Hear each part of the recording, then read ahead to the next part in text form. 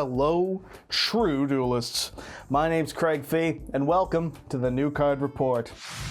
Another new card report and another new slew of cards from Phantom Nightmare, including cards ranging from potential meta decks to formerly anime exclusive cards and also some other random shit that I threw in as well. That's pretty exciting, isn't it? Let's go ahead and get onto that stuff. Let's just get it out of the way and start with that nostalgia bait. It's Gate Guardian support. Kind of. The Dark Guardian from Yu-Gi-Oh! GX gets its real-life printing more than 15 years after its debut. Maybe. I didn't look up when that episode aired, and I don't care. It's been a long time, and that's what matters. Dark Guardian is a level 12 Dark Warrior with 3,800 attack and defense, and is always treated as a Gate Guardian card. It can't be normal summoned or set, and has to be special summoned either by the effect of Dark Element, a card I'll cover in a moment, or by shuffling one each of Kazijin, Suijin, and Saga of the Thunder into the deck from your hand, field, grave, and or banish pile, a condition that's not too hard to fulfill in the new support. Your reward for shuffling back those three cards? It can't be destroyed by battle. And that's it! That's all you get. What a fucking GX tier card, isn't it? They really stayed true to the lore on that one.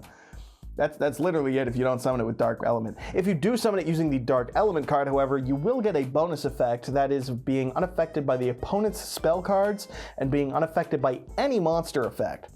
Which does technically mean you can use this with your own Zeus up and it'll just live, but then you summon both Zeus and this in one duel, and I don't want to know what's going on there. That sounds fucked. Leave me out of it. Ultimately, it really depends on Dark Element as to whether or not this is good, doesn't it? So let's just go ahead and take a look at that. Dark Element is a normal spell card that depicts how it feels to eat without YouTube, which truly is terrifying. And if you have a Gate Guardian monster in your grave, will let you pay half your life points to special summon a level 11 or higher Gate Guardian monster from either your hand, deck, or extra deck, ignoring the summoning conditions. It can also be banished from the grave to add a banished copy of Kazijin, Suijin, or Saga of the Thunder back to your hand. So it does let you just turbo out Dark Guardian for freezies so long as you've made a Gate Guardian monster, of which there's 3 new fusions and of course the 4th fusion and of course the original. But you know, if you're an OG fan and you don't mind losing, you can actually use this to summon the original Gate Guardian as well. Isn't that something?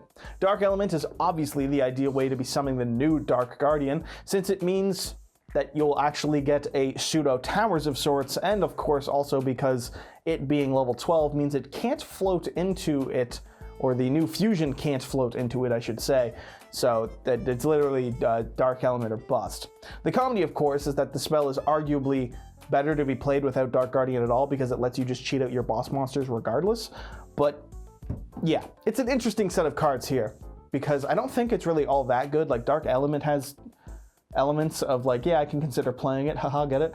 But Dark Guardian itself is like, a towers that loses to Imperm, impressive. Still, it is the exact type of card that the type of player that would play Gate Guardian would play, isn't it? So it'll probably see play regardless of how good it is, which is actually a shame because of how fucking ugly Dark Guardian is, because that is an absolute abomination in Gate Guardian's name. Gate Guardian is 3 things. Why is this half of a dude? The world may never know. In potential meta news, and more importantly in cute little dude news, Snake Eyes Populace. This level 1 Fire Pyro has 700 attack, 200 defense, and can special summon it from the hand if it's added to your hand other than by draw. So if you draw into it, you can't do it, but if you search it, you can summon it. And on normal or special summon, it'll add any Snake Eyes spell or trap from your deck to your hand. And because 2 solid effects aren't enough, Konami saw fit to give it a 3rd, making it so that if this is sent to the grave, it can target a fire monster in your grave, and then place it in its owner's spell and trap zone as a continuous spell. So I guess it can target a fire monster in either player's grave, and I misread it. That's a presumption, who knows? The text is on the screen, you fucking tell me.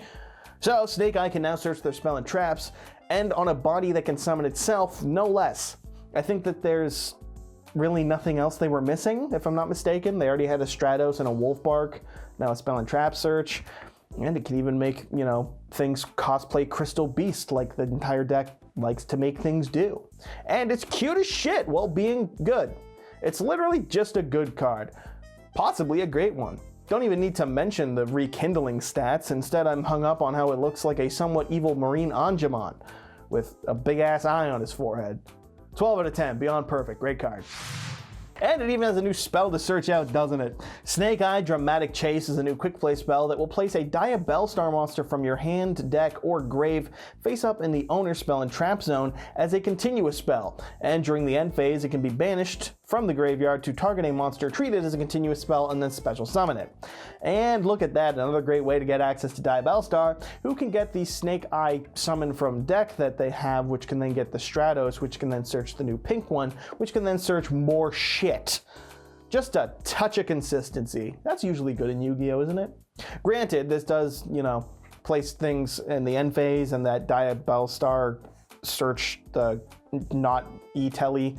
The E-Tele spell to summon a Snake Eye is a normal spell, so you'll have to wait to do that, but I mean, let's not pretend having a big play on turn 3 is a bad thing.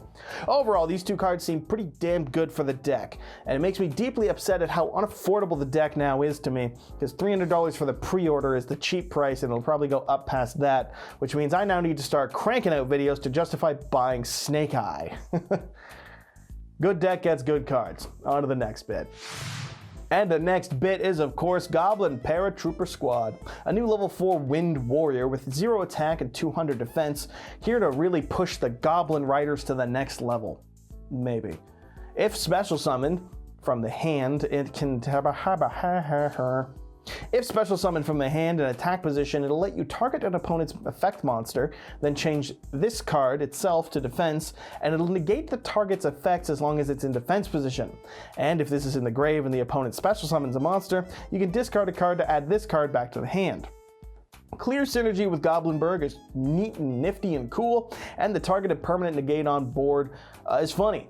I don't know if it's especially good, and I don't think it's bad, and being level 4 continues to keep it a little bricky in regards to Goblin Riders themselves, but it is funny. And that's what you have to remember. Goblin cards have historically been more about getting goofy shit into the world than they have been about making and taking games. So I'm fine with skydiving goblins as the new type of shit to see from Yu-Gi-Oh! Regardless of how good this is or isn't. Truthfully, I've seen a lot of people talking about how good this is, and I'm looking at it and I'm like, well, it's not the most unplayable card, but it doesn't seem like it's great. So if you can inform me what it is I'm missing here, kudos. I'll just be straight up. I didn't look into it deeply. I've got a busy week. I was just like, there's a lot of people saying this is really solid, and I'm just like, is it? So if I'm wrong, I'm wrong. But to me, it seems like, yeah, you can play it. You can play it, which is a step above a lot of cards. So kudos in that regard. Wrapping up today's video will, of course, be Rumpelteufel. Should have looked up how to read that and I didn't. It's a normal trap that'll let you declare a monster name, and then neither player can special summon monsters with that original name for the rest of the turn, except for from the graveyard, which, I mean, Ogdoadic players celebrating, I don't know.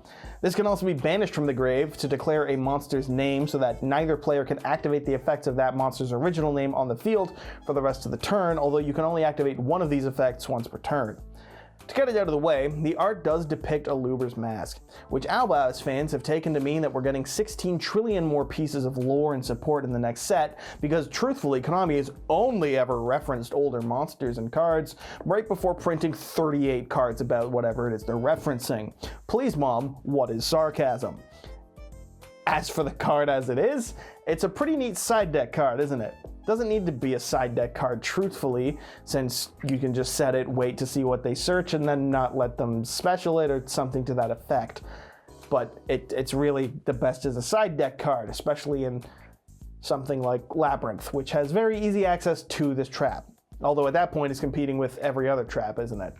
I mean, there's neat plays to make with it, right? It's like, oh, you're facing Sword Soul, you call Chi-Chow. You play, they summoned a Sunseed, you just can say, oh, I know, Dry Ass. And then it's an insult and the card you're calling. And then what, they got Salamangreat? Better call Wolf. Although if you do it too often, nobody will believe you. It's neat. It only negates effects on field, so it has nothing against hand traps or graveyard effects. But as a side deck card and a nice little disruption to the opponent's play, it's like Prohibition, but playable. And also, it's a Luber, apparently. Fucking sick, dude. Tell my mom about it.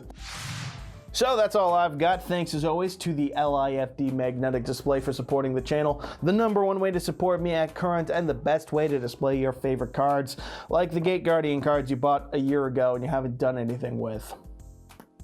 Play them next week. And you know what you can do now is you can save 15% on one of these bad boys by using my promo code YGOSTRATS at the checkout, or you can have that code apply automatically by clicking the link in the description of this video.